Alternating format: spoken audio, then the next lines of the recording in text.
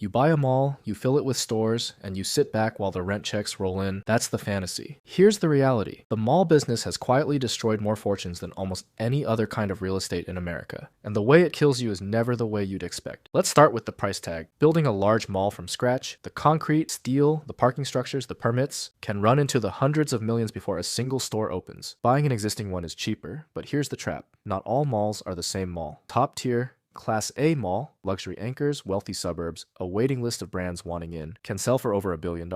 But a mall 2 or 3 tiers down can sell for pennies on the dollar. One mall in Akron, Ohio, Rolling Acres, sold for $2.75 million in the early 2000s. The previous owner had paid over $33 million for it. It later sold again for under $2 million. So here's the first thing nobody tells you about owning a mall. You're not buying a building. You're buying a bet on a neighborhood. And the price tells you exactly which bet you're making. Now, how does the money actually work? There are 4 layers. Layer 1, base rent. Small stores pay $40 to $60 per square foot a year in a strong mall. But the big anchor store, the department store with the giant sign, often pays a fraction of that. Before Sears went bankrupt, analysts found Sears was paying around $5 per square foot, while the store next to it was paying $50. 10 times less. Why would any landlord accept that? Because the anchor isn't paying for space, it's paying for its name. It pulls in the customers who walk past every smaller store on their way in. Every other tenant is quietly subsidizing that discount, because they're the ones paying full price to stand next to it. Layer 2, percentage rent.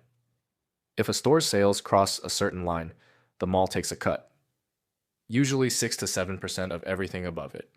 Layer 3, common area maintenance or CAM. Tenants split the cost of running the building itself. Layer 4, everything else, parking fees, kiosks, pop-up events. A tiny sunglasses cart in the middle of a busy walkway can be priced higher per square foot than a full-size store against the wall, because position beats size in this business. On paper, that's 4 income streams stacked on top of each other. It sounds unstoppable. Here's where it stops being unstoppable. Buried in almost every mall lease is something called a co-tenancy clause. It says, if a major anchor store closes, the smaller stores around it are legally allowed to pay reduced rent or walk away entirely. You don't see this cost on the day you buy the mall. You see it the day your anchor leaves and suddenly a dozen tenants are paying you less or nothing. That's the trapdoor. And in 2018, it opened under the entire industry at once. Sears, once the largest retailer in the country, filed for bankruptcy. One mall owner had Sears in 59 of its properties. Across the industry, most Sears stores sat inside regional malls. One closure doesn't just cost you one tenant's rent. It can trigger co-tenancy clauses across dozens of stores in the same building, all at once, because of contract language written decades earlier, back when everyone assumed the anchor would stay forever. And you can't just release that space fast. These anchor buildings are enormous, sometimes over 100,000 square feet, built for one specific kind of tenant. One mall owner spent $100 million over 3 years just to split a single old department store into 4 smaller ones. This is the part that should scare you if you're picturing yourself as the owner. Even a mall that looks almost full can be quietly dying. Rolling Acres was 98% occupied at its peak, over 140 stores. A local landmark. Then one by one, the anchors left. A newer mall opened nearby and pulled shoppers away. By 2006, the property sold for $1.6 million, a building once worth over $30 million. What happened after that is the part that turns this from a business story into something darker. The mall sat empty. Scrappers tore out the copper wiring. One man died getting electrocuted trying to steal it. Vandals broke the skylights, and for years, rain and snow poured straight into the building, rotting it from the inside. The city eventually had to seize the property because the owners stopped paying taxes, over $1 million unpaid. It was finally torn down between 2016 and 2019. Amazon built a warehouse on the land, 98% occupied to a pile of rubble, less than 2 decades. And it wasn't one disaster, it was a slow chain, each small failure making the next one more likely. Online shopping made this worse everywhere. For most of the 20th century, a mall's real product wasn't the stores, it was convenience. Compare 5 brands of shoes in one afternoon, all under one roof.